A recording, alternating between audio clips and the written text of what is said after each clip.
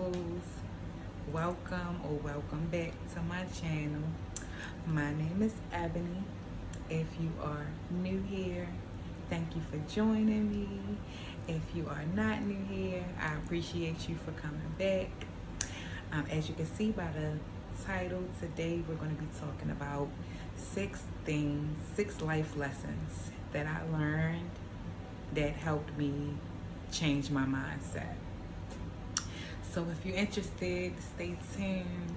So these are in no particular order, but I did take notes today because I tend to think of the best stuff to say after I've already recorded and posted when I try to freestyle it. But yeah, so number 1, your perspective and your perception is limited to your exposure. So what you see is what you know.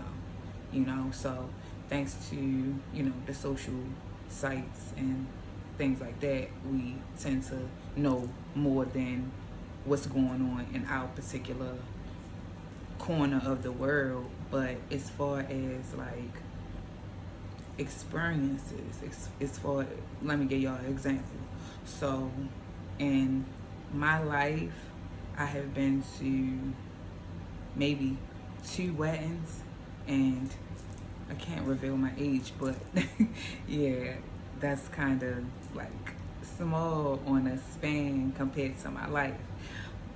Whereas in other cultures and other parts of the world, 2 is the amount of times that they see people get married in a month, So, but from where I'm standing, it seemed like marriage ain't where it's at. People ain't getting married, or they ain't getting married for the right reasons.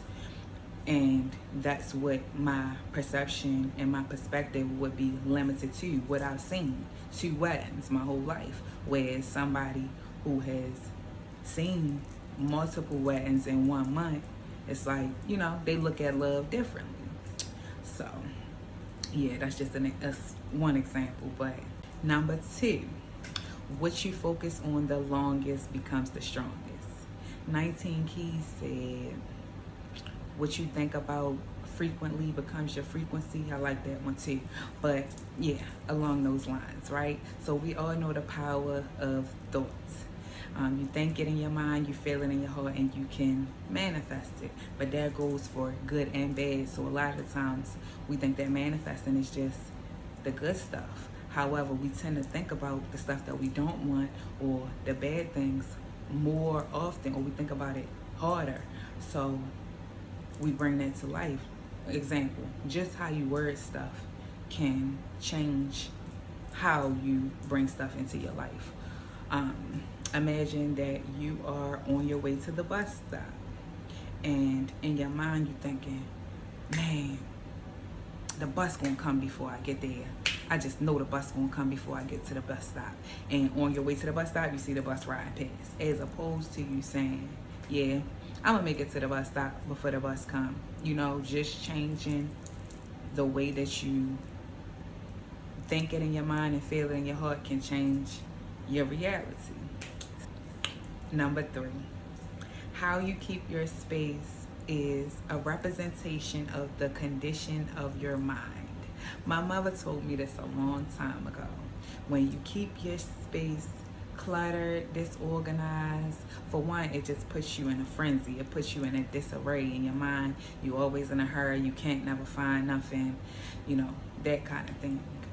But just think about how you keep your closet, how you keep your trunk of your car, how you keep your purse for the ladies, things of that nature. If you analyze that, and you also analyze what's going on in your brain, most of the time they connect. Sometimes it can be some sociopaths with OCD, but that's very rare. Most of the time, how you keep your space is a representation of the state that your mind is in. So yeah, clean up your space, clean up your mind. You could think a lot more clear and freely when everything around you is in harmony with that. So number 4, and I think this one might be my favorite. how you do anything is how you do everything. So basically, how you practice is how you perform, etc. Right? Most times, if a person is a procrastinator in anything, they procrastinate with everything. And sidebar, procrastination is just a sign that you are ill prepared. So get that together.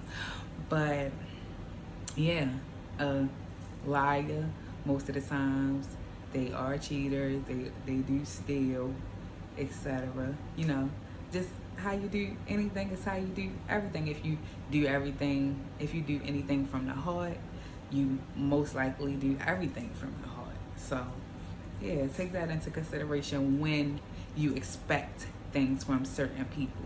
Pay attention to their habits and their behaviors, and that usually will reveal how they're going to do anything. You know, if you half-ass over here, I can't expect you to full ass with me. You feel me? Like, yeah. So number 5, you are only as strong as your weakest link. So true.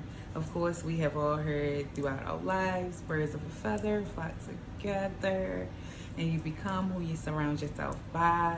But you don't want to constantly be pulling somebody up by their bootstraps, or you got to talk them off a ledge all the time, or, you know, like you don't want to constantly have to pour into somebody else's cup. Even on a chain, the weakest link on the chain will break the chain. You feel me? Like one bad apple will spoil the whole bunch. Like, yeah, you gotta get rid of the weak links. If they not trying to align with the path that you want, if they not trying to get with the program, you feel me? Because they will bring you to the ground. They will bring you down. You feel me? And last but not least, number 6, change the path, not the goal. First, let's talk about goals. Goals give your day, your week, your month, it gives your life a purpose, a direction. So if you don't have a goal or goals, whether they're short term or long term, you just moving through the day. You going nowhere fast. Like, you're not getting anything done. You're not working towards anything. You just doing a bunch of nothing to get through the day. You get me? So yeah. But when obstacles arise, detours appear.